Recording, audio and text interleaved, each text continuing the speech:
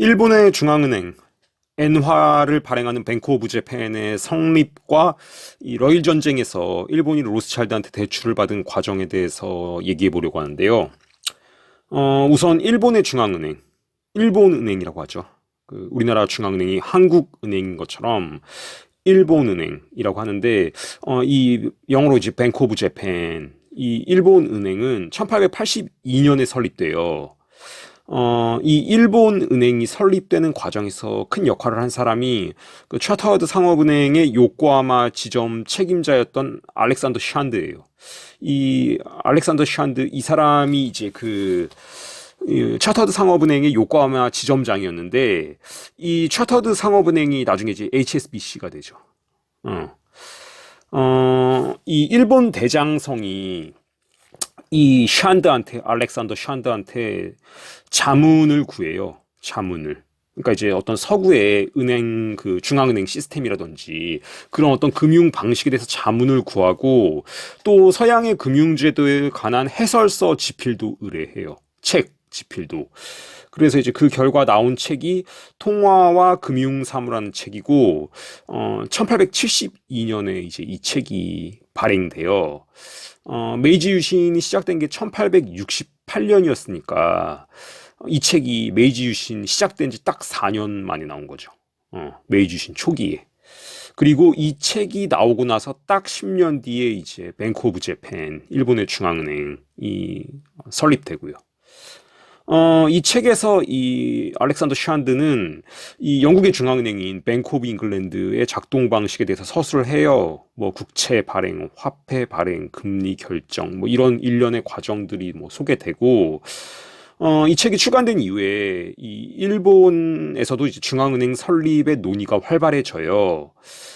그 논의 과정에서 정부가 100% 출자하고 모든 것을 결정하는 국가 소유의 중앙은행으로 갈 것이냐, 아니면 이제 그 뱅크 오브 잉글랜드의 모델인 민간 주주가 소유한 중앙은행으로 갈 것이냐, 이게 계속 어떤 의견 대립이 있다가, 결국엔 이제 그 정부랑 민간이 반반씩, 그러니까 정부 50%, 민간 50%씩 출자하는 방식으로 가기로 해요.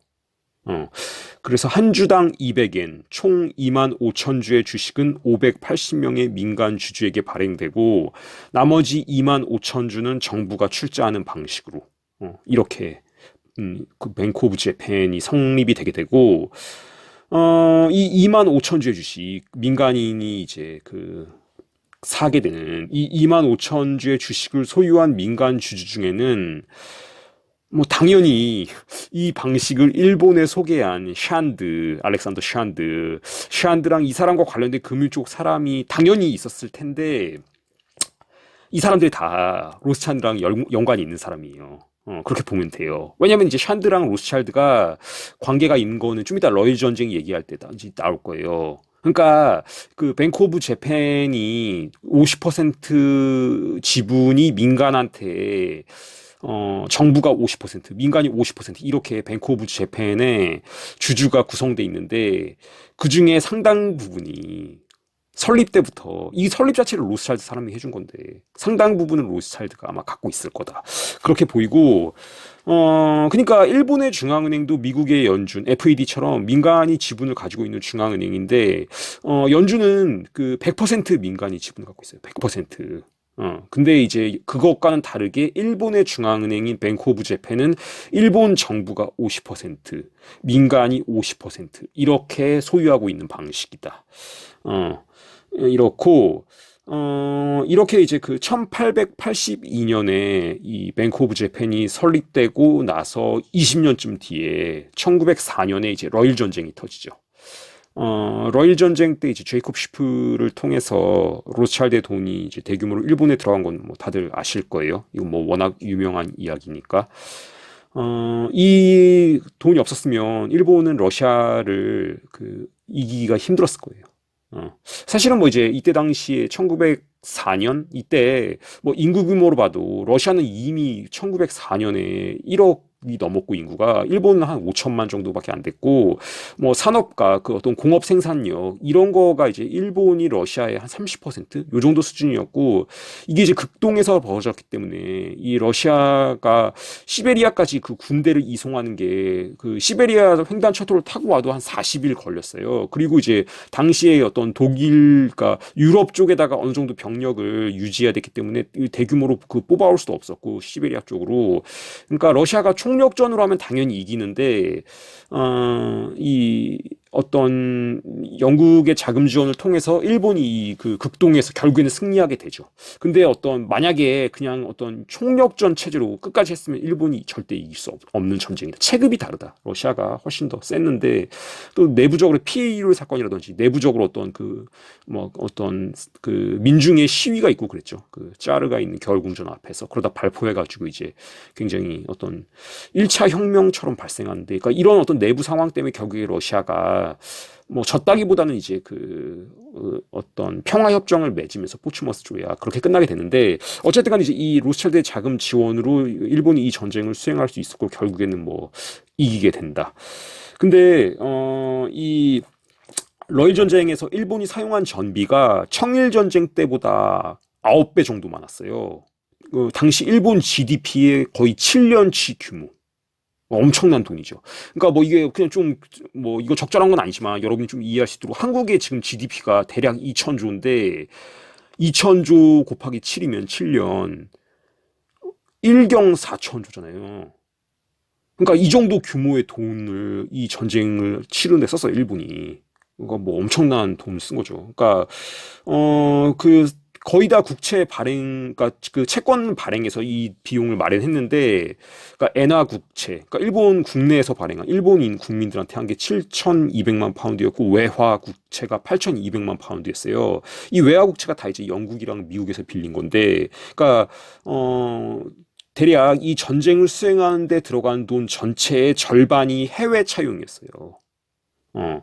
근데 이 해외 차용 받은 것의 상당 부분을 이제 로스차일드가 빌려줬다. 이렇게 보면 되고, 이 해외 차용 업무를 맡은 사람이 당시 일본 중앙은행 부총재였던 다카하시 고레키요예요. 이 사람이 이제 돈 빌리러 런던으로 가요. 1904년에. 근데 이 다카하시 고레키요가 그 아까 일본 그 중앙은행 뱅크 오브 재팬 설립을 위해서 자문을 구했던, 그리고 뭐 책 지필도 의뢰했던 알렉산더 샨드, 이 샨드 밑에서 조수로 일했던 사람이에요. 이 다카하시 고레키요가.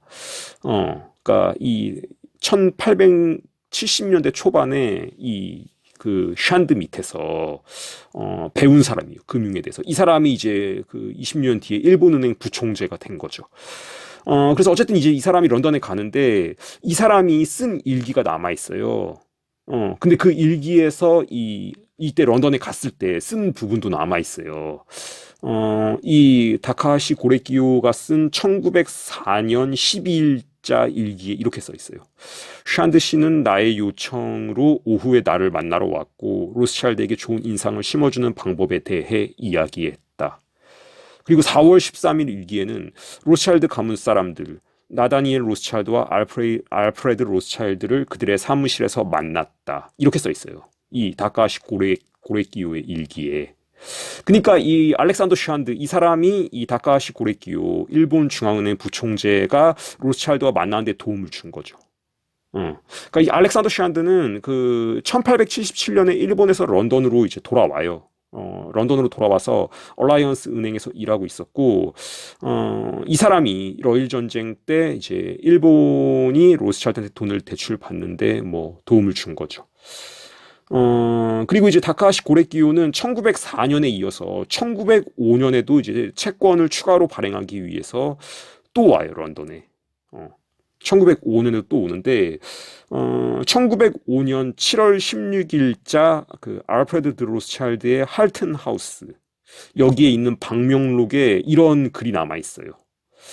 다카하시 고레키요가 아들과 함께 방문했다. 다른 손님으로는 아서 레비타와 그의 아내 알프레드 쿠퍼의 가족, 미술품 딜러 찰스 데이비스, 로스차일드 앤 선즈의 직원 질 에이어가 있었다. 이렇게 그 로스차일드의 할튼하우스 방명록에 써 있어요.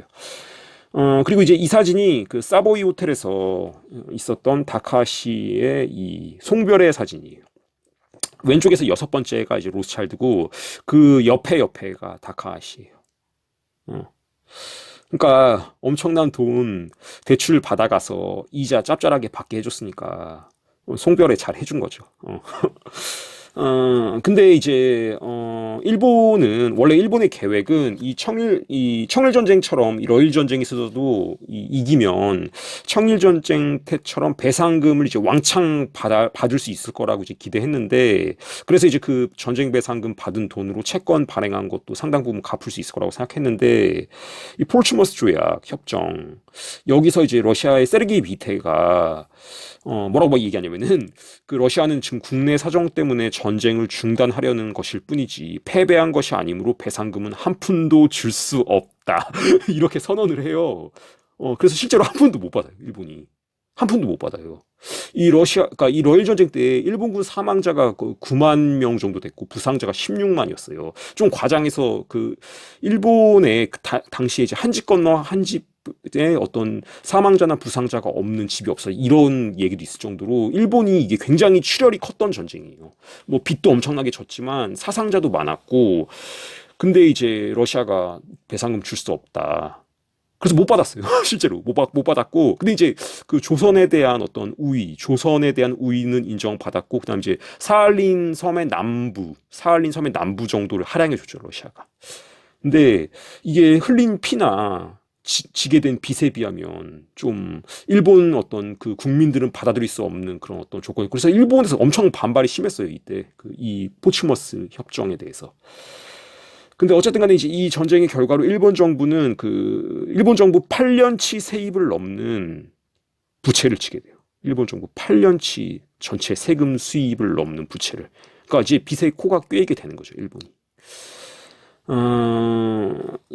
다시 그 일본의 중앙은행 뱅크 오브 재팬 얘기를 좀 더 하면은 그 현재는 일본 은행법에 의해서 일본 은행의 주식은 55%가 이제 정부가 보유하고 45%를 개인과 법인, 국적을 불문한 외국인도 매입이 가능해요. 그러니까 현재는 맨 처음에 설립될 때는 이제 50%를 정부, 50%를 이제 뭐 개인을 비롯한 법인 뭐 이렇게가 나눴다면 지금은 이제 55%가 정부, 45%가 이제 민간 이렇게 이제 바뀌었어요, 법이. 근데 이제 이거 좀 특이하게 일본의 그 뱅크 오브 재팬, 일본 중앙은행의 주식은 지금 거래소에서 거래가 가능해요. 그러니까 이제 최소 매입 단위가 100주고 이 300만 원, 그러니까 300만 원 정도 그 최소 매입 단위가 300만 원인데 뭐 한화로 이제 한 뭐 3,400만 원 정도? 이 정도면은 이제 그 외국인도 가능하기 때문에 여러분도 이제 3,400만 원 정도 있으면 일본의 중앙은행인 뱅크 오브 재팬의 주주가 되실 수 있어요. 여러분도. 재밌죠? 뭐 한국의 중앙은행인 한국은행은 이 무자본 특수법인이어서 어떤 개인이 주식을 살 수 없는데 일본의 중앙은행인 일본은행은 이제 개인이 주주가 될 수 있다는 게 흥미롭죠. 이렇게 이제 그 민간이 소유한 지분이 있는 뱅크 오브 재팬 이 민간 부분 45%의 현재 이 45% 중에 상당 부분이 1882년 뱅크 오브 재팬이 설립될 때부터 현재까지 로스차일드의 대리인들과 로스차일드 산하의 금융기관이 보유하고 있을 것이다.